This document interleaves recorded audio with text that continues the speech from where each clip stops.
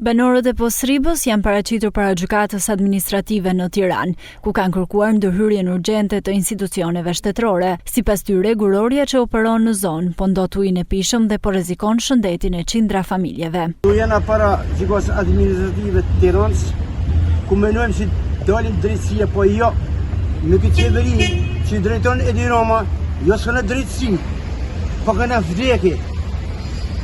Një vit ka që vim këtu.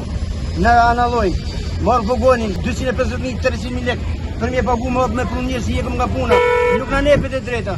Ka në bardhë 5-6 herë edhe në bojnë takimin zyre. Na e na 20-30 vit e në bojnë takimin zyre.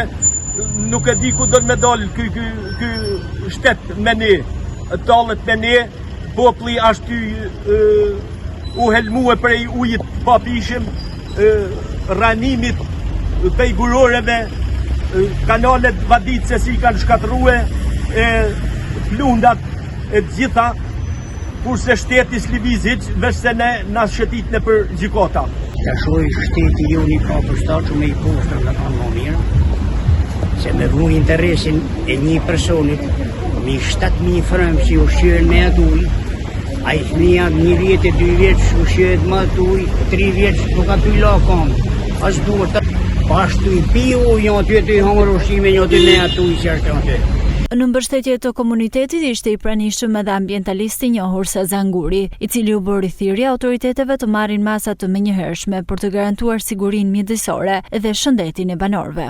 Në këtë rast nuk duhet të fajsoj as gjykata administrative, as vetë gjyqtarin, i cili është përpjekur që të ofrojë zgjidhjen, por është pamundur për shkak të politikave të qeverisë që nuk ka një sallë me audio, me gjitha mekanizmat e sotshëm që të dëgjohet komuniteti, të dëgjohet avokati, të dëgjohet gjyqtari.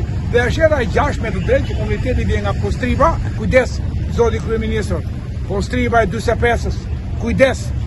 Nëse nuk ta ndjen ti, duhet ta ndjej ti.